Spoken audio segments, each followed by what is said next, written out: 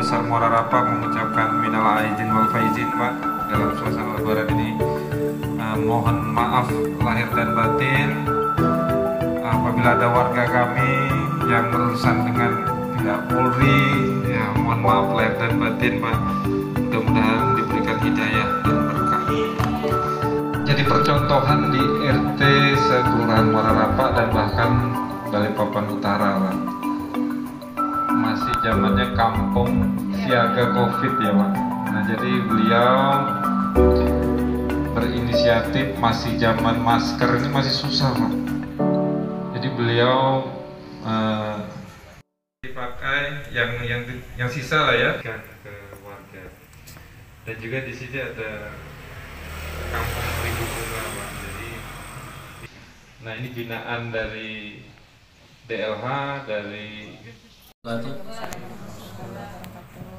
yang kami hormatin Pak Kapolsek, Pak Lurah, Pak RT, Kepala Puskesmas, Babin Kamtibmas dan bapak-bapak yang hadir pada sore hari ini. Pada kesempatan ini saya mewakili Bapak Dir Bimas Polda Kaltim. Beliau mohon maaf kemarin tidak bisa hadir juga karena ada video conference dengan Bapak Presiden. Kemudian hari ini dipaparkan dengan Pak Kapolda beserta Bapak Gubernur dan wilayah, sehingga beliau memerintahkan saya sama Pak Puji untuk hadir di Kelurahan Gunung Bahagia sama Kelurahan Muara Rapak. Jadi saya sedikit memberikan informasi kepada PPKM Mikro di kelurahan ini. Jadi saya sedikit memberikan ilustrasi bahwa kenapa mulai dari lockdown, kemudian kehidupan baru, kemudian PPKM. Karena dari 3 metode ini yang paling bagus adalah PPKM Mikro. Karena sebelum kita diperintahkan Bapak Presiden untuk memberlakukan ini sudah berlaku di Pulau Jawa dan Bali, sehingga di sana dianggap sukses, sehingga dikembangkanlah 5 provinsi di luar Bali dan Jawa. Salah satunya adalah Kalimantan Timur. Sehingga dalam hal ini secara otomatis pada bulan Maret kita dimulai berlakunya PPKM Mikro ini. Jadi untuk motor penggeraknya PPKM Mikro ini adalah 3 pilar, yaitu Bapak Lurah, Babinsa, dan Babin Kamtibmas. Sehingga dalam hal ini Pak Suroso, kalau ada apa-apa, Babin Kamtibmas itu di bawah adalah komandannya adalah saya di Kalimantan Timur ini. Sehingga dalam hal ini tugas pokoknya adalah mendampingi Bapak Lurah untuk menciptakan situasi Kamtibmas di wilayahnya, di kelurahannya. Sehingga dalam hal ini jangan segan-segan Pak Lurah untuk berkoordinasi dengan Pak Suprapto sebagai selaku Babin Kamtibmas. Kemudian salah satu tugas pokoknya Babin Kamtibmas kemarin sudah dilatih masalah sebagai treasure. Jadi dia walaupun belum kualifikasi secara full, namun dia sudah diperintahkan Bapak Kapolri, dia bertugas sebagai treasure, bergabung dengan tenaga medis yang sudah ditunjuk dari puskesmas. Tugas pokoknya adalah begitu ada warga masyarakat yang terpapar, secara otomatis dia bekerja sama dengan tracer yang ada di dinas kesehatan atau puskesmas. Dia akan melakukan tracing.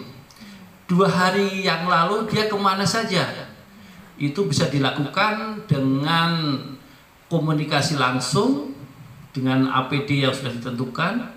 Kemudian bisa dengan menggunakan komunikasi lewat HP.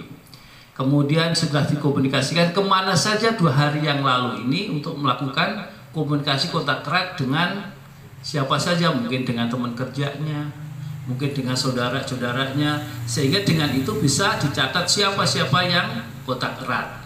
Kemudian yang kedua adalah testing, yaitu orang yang kontak erat tadi, Pak Babin ya, bisa diajak ke puskesmas untuk melaksanakan testing masalah apa? Antigen.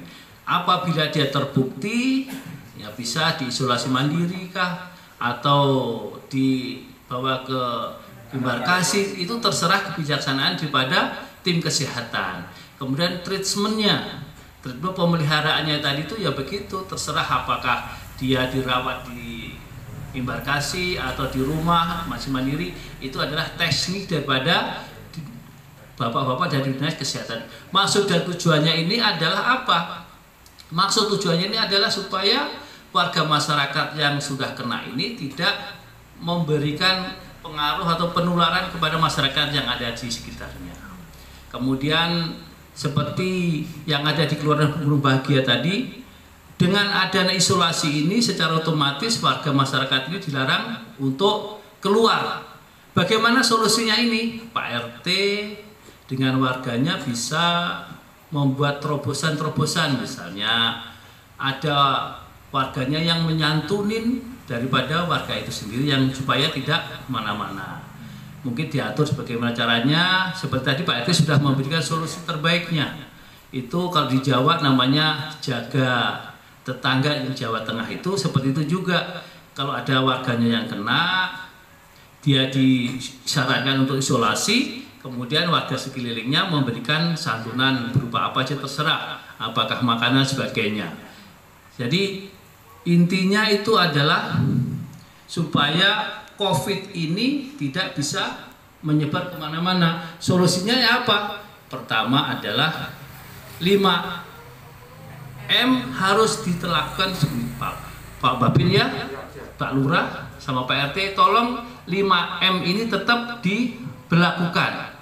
Ya, karena apa? Ya solusinya cuma itu, nggak ada obatnya. Ya, sementara belum ada obat yang bisa menangkal masalah ini, sehingga dalam hal ini 5M itu adalah solusi terbaiknya. Kemudian 3T itu adalah teknik untuk bekerjanya Pak Babin sama